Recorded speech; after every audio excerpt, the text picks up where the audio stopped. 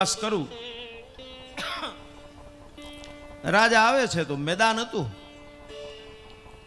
પૂછ્યું માણસને કે આ બધું, તો કે તું બધું ખલાસ થઈ ગયું, તો કે તું બહુ સુખી થઈ ગયો, બહુ સારા મકાન બનાવ્યા છે, બહુ સારી હવેલી મહેલ, આમાંથી પૈસા પ્રાપ્ત કરીને બીજી જમીન બીજી જગ્યાએ પૈસાને ઇન્વેસ્ટ કર્યા છે, બહુ સમૃદ્ધ થઈ ગયો હશે. પહેલા એ કીધું મજૂરીએ જાઉં છું. કે તને ચંદનનો બગીચો મેં આપ્યો, વર્ષોથી તે મારું કામ કર્યું, એટલે મેં તારું સન્માન કરીને કે જે વૃક્ષો કપાય એની જગ્યાએ બીજા વૃક્ષોને તું વાવી દે, વળી 2-3 વર્ષ થાય અને પાછા જે વૃક્ષો પાકે એને તું પાછા વેચી નાખે અને બીજા વૃક્ષોને વાવી દે, તો આ આજીવન પર્યંત સુધી આ બગીચો સલામત રહે અને એના દ્વારા તારું યોગક્ષેમ ચાલે, તારો વ્યવહાર ચાલે. અને તેના એને કાપીને બાળી નાખ્યા ને કોલસા પાડીને વેચા. હવે આમાંથી કાંઈ બાકી રહ્યું? એ કોઈ લાકડું? પેલા માણસોએ કીધું કે એક લાકડું બાકી છે કે જેનાથી ઝાડવો કાપતો તો એ કુવાડો, એનો હાથો ચંદનનો છે, તો કે લઈ આવ. અને એ ચંદનનો હાથો હતો, એમાંથી કુવાડો કાઢીને પછી રાજાએ કીધું કે આને વેચી આવજી. માણસ વેચવા જાય છે બજારમાં, ખૂબ પૈસા મળ્યા. આજે ટ્રકની અંદર, ગુડગેજ કેરિયરની અંદર, રેલવે યાતાયાતમાં એવડા મોટા લાકડાઓ આવે છે કે જે લાતીની બહાર પડેલા હોય છે.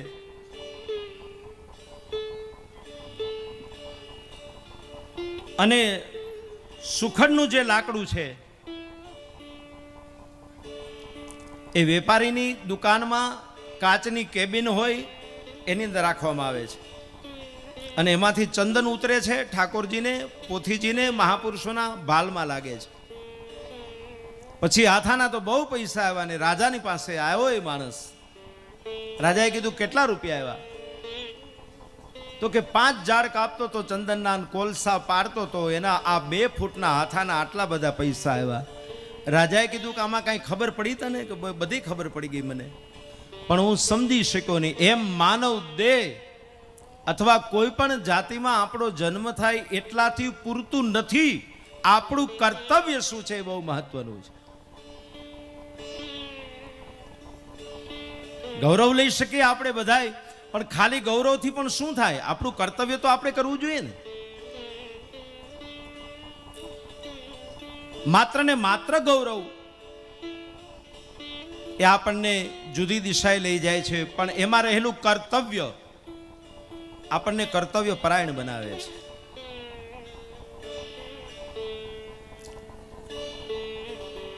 એટલે ઘણી વખત મળે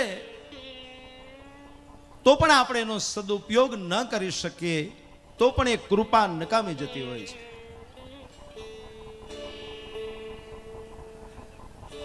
બાબરાથી બાપુ પણ પધાર્યા, તાપડિયા આશ્રમમાંથી. વ્યાસપીઠ સહિત આપણે સૌ એમનું અભિવાદન કરીએ. સ્વાગત છે બાપુ.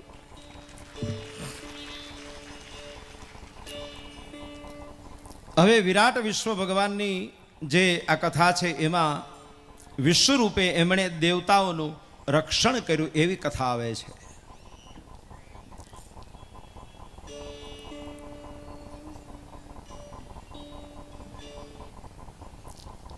તો કથા મળે છે કે એક વખત દેવગુરુ બૃહસ્પતિ મહારાજ ઇન્દ્રના દરબારમાં આવે છે.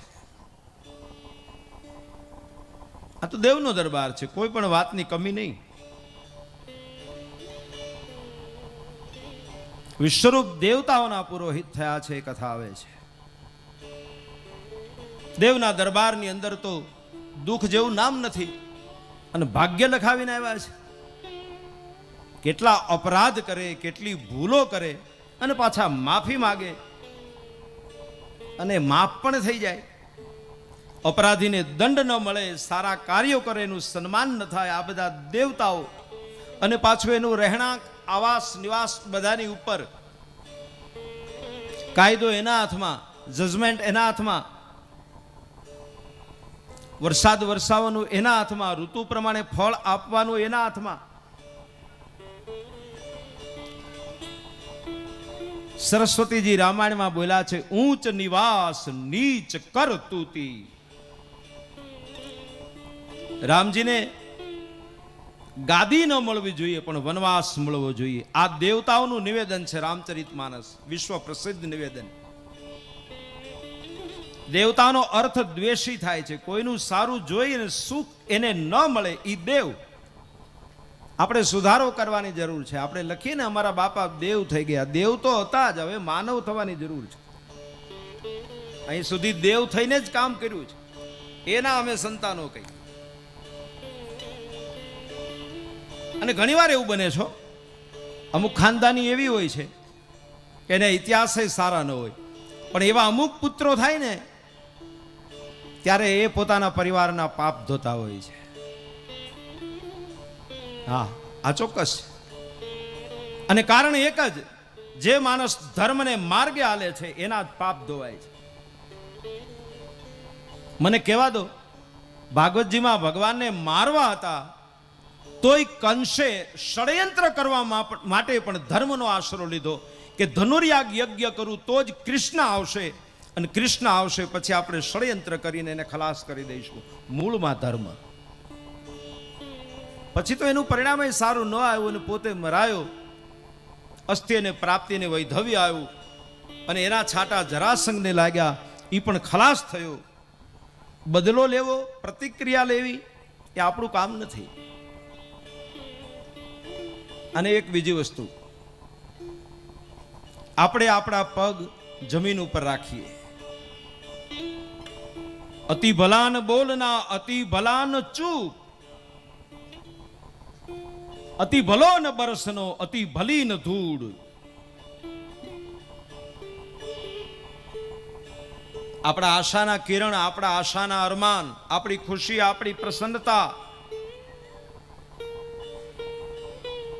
એને આપણે સાચવીને રાખીએ.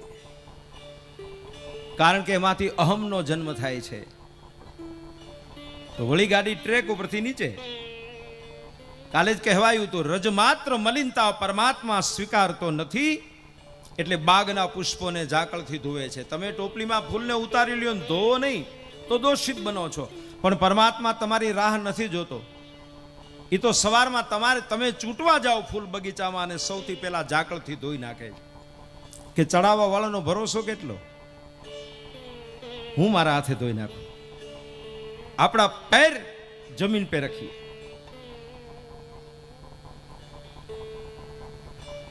અહમને પોષાય નહીં, એનો નાશ કરાય. રાગ અને દ્વેષને ઉત્તેજના ન અપાય, એને ખતમ કરાય. આવો મુજરો ચાલતો તો દેવતાઓના દરબારમાં જે વર્ણન કર્યું એવું શીતળમન, સુગંધી, રંભા, ઉર્વશી, અપ્સરાઓ બધી નૃત્ય કરતી હતી, જે દેવતાઓને મનોરંજન આપે છે. અને એમાં દેવગુરુ બૃહસ્પતિનું આગમન થયું છે. ગુરુ આવ્યા. ગુરુનું ઈ જ કામ છે, પોતાના પરિવારજનોને વશમાં રાખવા, પોતાના શિષ્યોને એને વશમાં રાખવા.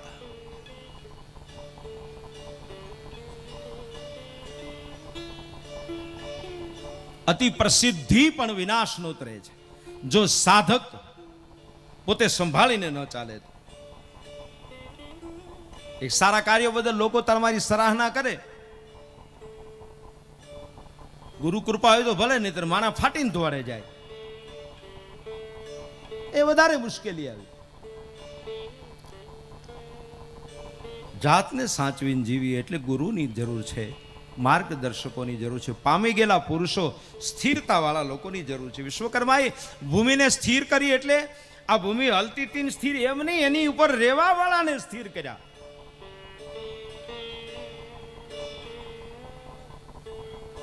એને લગામ આપી, એને માર્ગ આપ્યો, એને નિશાન આપ્યું કે તમારું જેટલો પુરુષાર્થ હશે, જેટલું કર્મ હશે, એટલું જ પ્રાપ્ત તમને થશે.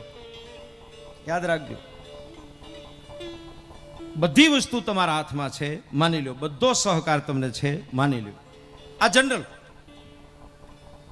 ક્યારેક બેસીને ખૂણામાં એ પણ જોઈ લેવું કે મારી પાસે મારા આયુષ્યનો દસ્તાવેજ નથી. સાધકને શાંત રહેવાનું માધ્યમ એટલે શાસ્ત્રોની કથા છે.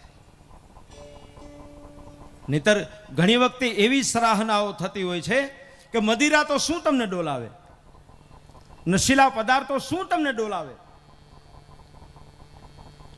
બિરદાવલીઓ જ મારી નાખે. અને નિંદા જેવું મીઠું કોઈ નરક નથી, પ્રશંસા જેવું મહા કોઈ પાપ નથી. સાચું હોય ને લોકો વખાણ કરે ત્યાં સુધી તો વાંધો નહીં, પણ ઘણી વખત તો કાંઈ ન હોય ને લોકો ફૂલ વેરતા હોય ત્યારે તો ચિંતા થતી હોય છે કે એની બીજી પેઢી જ જુઓ. ઈશ્વર જેને મોટા બનાવે છે, ભગવાન જેને મોટા બનાવે છે, એના શિખરને કોઈ કાંકરી હલાવી શકતું નથી. તમને ઈશ્વરે મોટા કરાવ્યા છે, ભગવાને તમને પ્રેરણા આપી છે. હવે આ ભગવાનનું કામ છે એટલે હવે તમે એમાં આઝાદ છો. આ કામ ભગવાન તમારા દ્વારા નિમિત્ત બનીને કરાવે છે. વિશ્વરૂપ અંદર આવ્યા દેવરાજ ઇન્દ્ર મદિરામાં ચકચૂર છે. દેવરાણીએ કહ્યું, સચી ઇન્દ્રાણીએ, કે ગુરુ પધાર્યા છે, સાવધાન. એ પ્યાલે હાથમાં મૃદંગો વાગે છે. અપ્સરાઓ પોતાના લાવણી નૃત્યથી લોકોના મન બહેલાવે છે. 9 ગ્રહ 10 દિક્પાલો ડોલે છે બધા, કારણ કે ડોલવાની દુનિયા છે. ગુરુને કોઈ આદર નો આપ્યો, કોઈએ બોલાવ્યા નહીં, પણ છતાંય ગુરુ તો સમર્થ હોય ને. એને એમ લાગે કે અત્યારે આ એક સમય છે. એ શાંત રહ્યા અને સભા સમાપન થયું અને દેવરાજ નશીલા પદાર્થમાં 2 જણા હાથ ઝાલી અને એના ભવનની અંદર લઈ ગયા. અને પછી ગુરુને એમ લાગ્યું કે ગુમાવેલું રાષ્ટ્ર પાછું મેળવવાને માટે હવે અસુરો બળવાન બનશે એવું મને લાગે છે. મને મારા છોકરાઓ થોડાક વધારે આગળ વધી ગયા એવું દેખાય છે.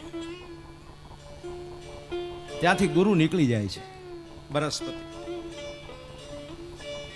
તમે પદ ભ્રષ્ટ થશો. બોલ્યા નહીં પણ અંતરાત્માથી દુઃખ થયું. શાપ શબ્દોથી નથી અપાતો, અંદરથી નીકળે છે. આશીર્વાદ બહારથી નથી અપાતો, અંદરથી નીકળે છે.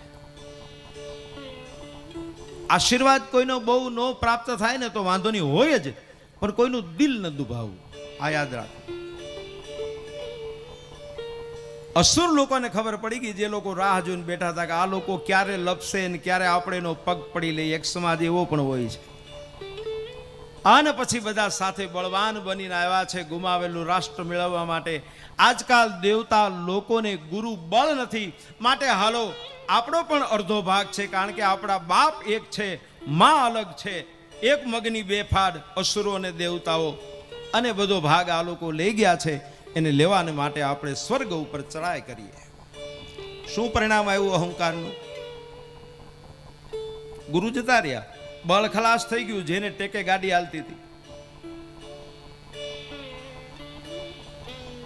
આવડું મોટું શરીર હોય, 100 કિલો 150 કિલો, છાપામાં આવે છે 200 કિલોના લોકોના વજન હોય છે, પણ પ્રાણનું વજન એટલું નથી હોતું અને દેખાતોય નથી.